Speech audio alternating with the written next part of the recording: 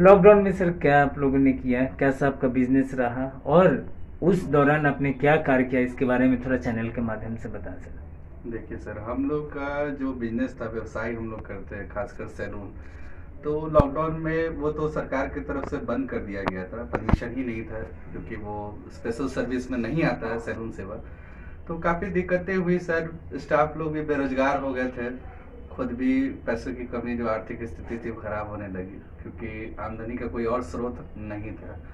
तो उसी को देखते हुए हम लोग सोचे कि चलो, आमदनी तो नहीं हो रहा, मगर कुछ अच्छा काम किया जाए अपने में से पेट काट के।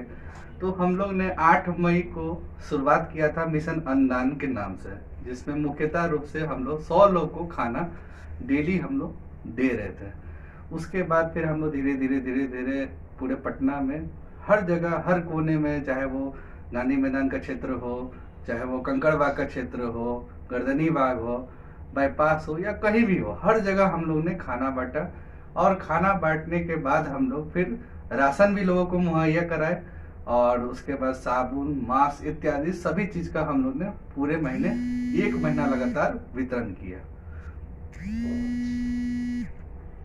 ओके सर, और बताएं सर, अभी कैसा आपका जैसे चल रहा है सर, बिहार सरकार जैसे कि अनलॉक कर दी गई है, इस पे सर क्या कहना है।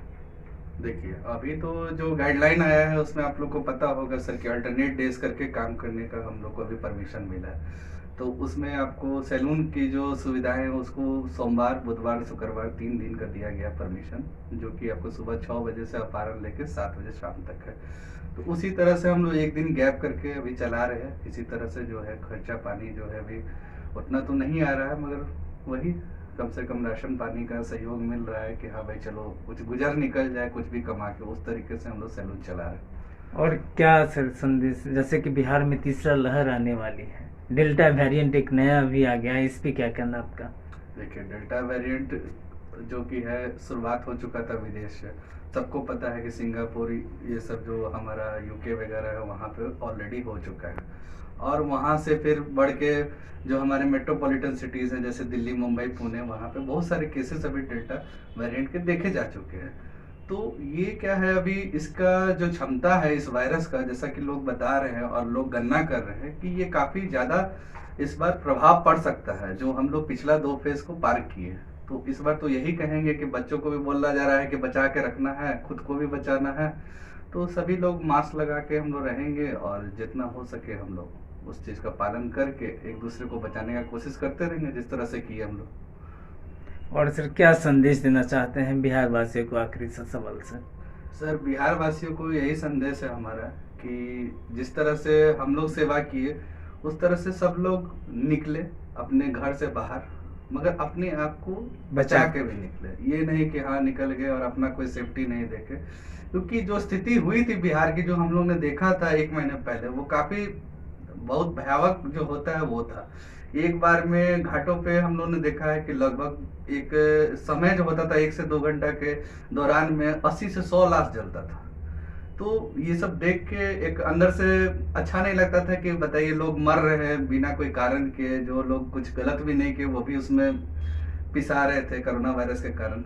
तो ये सब चीज के कारण आपके समाज में जरूरत थी लोगों को, तो कोई छूने को तैयार नहीं था, सब डर रहे थे, इसलिए कि उनको अपने भी बचाना है। मगर ऐसा नहीं है, हम लोग तो सेवा किए हैं। हम लोग आपको ऑक्सीजन सिलेंडर से लेके, दूसरों का जो होता है दवाई से लेके, हर चीज देने गए हैं। तो अपना प्रिकॉशन लेके चले, कोई दिक्कत नहीं हुआ, कोरोना वायरस हम लोग को नहीं हुआ। उसी तरह से लोग भी सहायता करे, आगे बढ़े, क्योंकि जरूरत पड़ता है। ये समाज, ये मानवता है। मानवता अगर मानव का जरूरत नहीं पूरा करे, तो फिर हमें मानव का कोई रहने का कोई फायदा ही नहीं है। सर आखिरी सा सवाल, पप्पू यादव गरीबों के मसीहा जो थे, जो हॉस्पिटल हो गया, हर एक जगह जाकर के मदद कर रहे थे, इस पे क्या कहना है। सरकार उनके साथ इतना बड़ा इंजाम लगा करके उनको जो बहुत सारा 30 साल पुराना केस निकाल करके उनको जेल में डाल दिया गया, इस पे क्या कहना है। देखिए, पप्पू यादव जी तो इसमें कोई किंतु परंतु नहीं है, कि पिछला बार जब बाढ़ भी हुआ था पटना में, तो काफी खुद से चल चल के पानी में डूब डूब के वो खाना बांटे हैं लोगों को।